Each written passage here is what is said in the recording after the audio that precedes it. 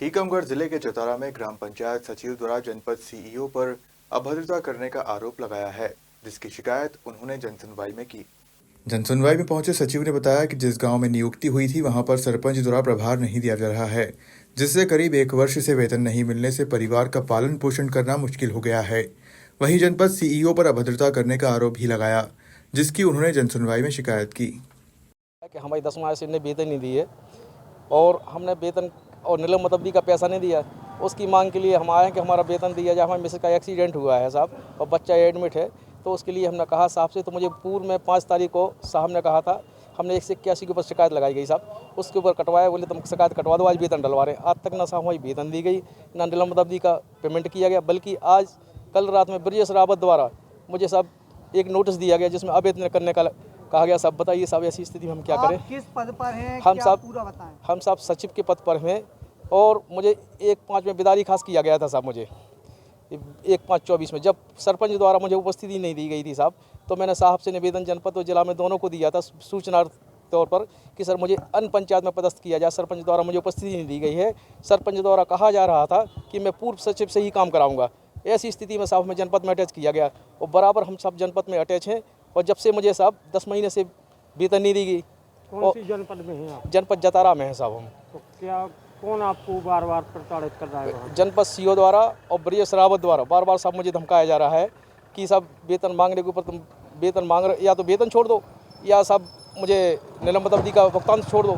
तो मैंने कहा साहब हम क्यों छोड़ें साहब, 3 वर्ष से साहब ये हालत हो गई है, आज हमारे खाने को नहीं है साहब घर में। और ऐसी स्थिति में साहब हम बराबर हमसे रोज़ जा रहे हैं साहब, वहाँ पे रोज़ उपस्थिति कराई जा रही है। अभी साहब 7 तारीख को हमें जबरदस्ती जनपद सीओ द्वारा धमकाया गया और मारने को धमकी दी गई और ये कहा गया तुम बाहर निकलो यहाँ से, तुम कौन होते? मैंने कहा साहब भाई अभी विश्व शौचालय था, उसमें साहब हमारी ड्यूटी लगी हुई है और मुझे लिखित में रूप से आदेश दिया गया था कि तुम 10 तारीख तक जनपद में पदस्थ हो। तो साहब हम इसमें जानकारी बना रहे थे, हम जमा करने के लिए गए 5 बजे शाम तक मेरी, तो वहाँ मानने मतलब यही कहा गया यहाँ से बाहर निकलो।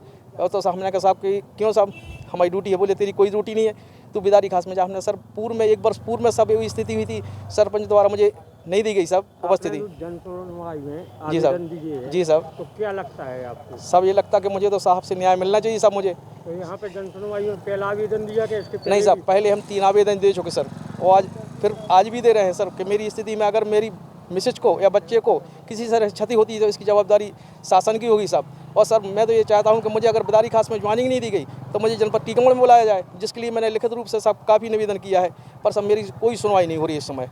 मैं तो साहब इतना परेशान हूँ कि इस स्थिति में है कि जनपद सीओ ने कैसी धमकी दी थी आपको? जनपद सीओ ने ये कहा था कि तुम यहाँ से निकलो बाहर, तुम्हें बिदारी खास जाओ। तो मैंने कहा सर बिदारी खास में मेरी ज्वाइनिंग नहीं हुई सर, 1 वर्ष पहले भी ये वही आदेश दिया, फिर कर पुनः दिया सर उसी का। तो मैंने उसमें फिर सरपंच साहब के पास निवेदन किया और सरपंच साहब द्वारा मुझे कहा गया कि मुझे तुमसे काम नहीं कराना, मैंने 1 वर्ष पूर्व तुम्हें यही कहा था, तुम पुनः और अन्य पंचायत में जाओ। तो किसी कर्मचारी का ही बता रहे हैं आप, उसने आरोप लगा रहे हैं कि हाँ उसने सर, पैसे से क्या मांगा? राजकुमार राय अकाउंटेंट है साहब, उनने मेरे से कहा सरपंच कि आप जाके जनपद सीईओ को खुश करो। तो मैंने कहा साहब खुश करने का क्या होता है, मेरे पास जो साहब सेवा होगी तो मैं सेवी भाव से सेवक हूँ, मैं उनका छोटा हूँ साहब, मैं क्या सेवा कर सकता हूँ उनकी? बोले नहीं साहब जाने तो तुम्हारी वेतन डालेंगे और नहीं तो नहीं डालेंगे। हम सर क्यों, हमें सर 1 वर्ष हो रहा है बराबर, 10-11 माह से हम बराबर निवेदन करने के बाद भी। लेन देन की बात कर रहे थे वो? नहीं सर, वो कह रहे थे खुश करो इनको। और सब मुझे तो लगता यही है कि यही मेरी मतलब वेतन मांगे जाने पर ही हमसे पैसे की मांग की जा रही है साहब, और पैसा न देने की वजह से साहब मैं कल आवेदन करने की उन्हें वो एक नोटिस जारी कर दिया कि तुम्हें आवेदन किया जाएगा और तुम ये धमकाया गया कि इस तरीके